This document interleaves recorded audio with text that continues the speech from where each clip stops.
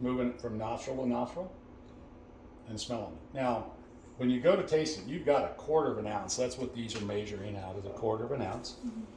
And I'm going to challenge you to get 3 sips out of that. And it can be done because I've done this hundreds of times. And the reason is that first sip is kind of a wasted sip. And a lot of people that say they don't enjoy bourbon or whiskey in general is because they're taking a mouthful of it and drinking it, and then they're going, I don't like it. Well, it's because they're judging it on that wasted sip. Now, even if I had that 1.5 ounce pour that I get at a bar, I would take the same amount I'm encouraging you to get on that first third of that quarter ounce. Does that make sense to you? So now what we like to teach here, and I like to teach, is what we call the Kentucky Chew. It's what the old timers teach. It's the Booker No of the world teach the Kentucky Chew. And it goes like this. And first I'm going to explain it, and then I'll demonstrate it, because some people learn one way and other people learn the other. So what you're going to do is take about a third of that, you're going to bring it into your mouth, you're going to swish it from cheek to cheek, kind of like mouthwash. You don't need to gargle with it though, but just swish it from cheek to cheek. Then you're going to do that a few times. Then you're going to chew it. And it sounds weird. It's a liquid, yes, I know. You're not chewing it to break it down, but what you're going to do is that's going to get it between your teeth. It's going to get it under your tongue, on your tongue, the roof of your mouth, everywhere, all over.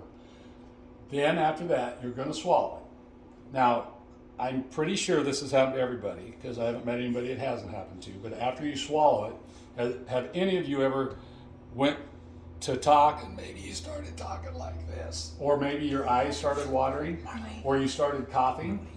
Well, what happened is that after you swallowed, you took a breath in, and those ethanol vapors went into your lungs, and your lungs, and they're revolting is what it is, because they don't like those ethanol vapors. That's why when I went back to the back in that spirit safe, I took the lid off and set it to the side for a few minutes, because if you got a whiff of that, it'll take your breath away.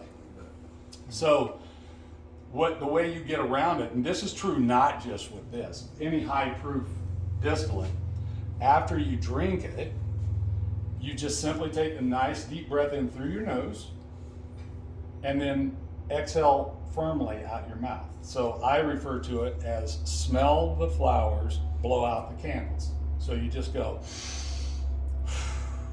okay? So after you swallow it, you go,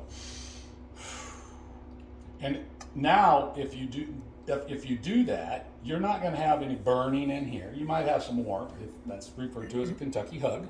But, and then the very last thing is, and some people think we're kidding, or they might think it seems obnoxious, you kind of pop your tongue off the roof of your mouth. You just kind of go, but those will pop those molecules in there. So you'll have warmth in your mouth. You'll have taste in your mouth. Your gums might be warm. Your tongue might be warm, but you won't have burning in here, okay? So it sounds very complicated, but it kind of goes like this. So I'm going to take this, after I let it rest, I'm going to nose it. Now I'm going to taste it.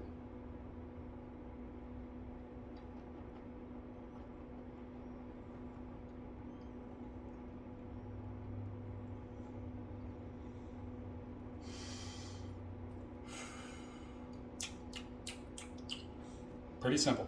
1/3. The first one probably isn't going to taste that good. Now, I think it does, but I'm a bourbon junkie. Then you try it again. Your second one will taste better than your first one. Your third one will taste best of all.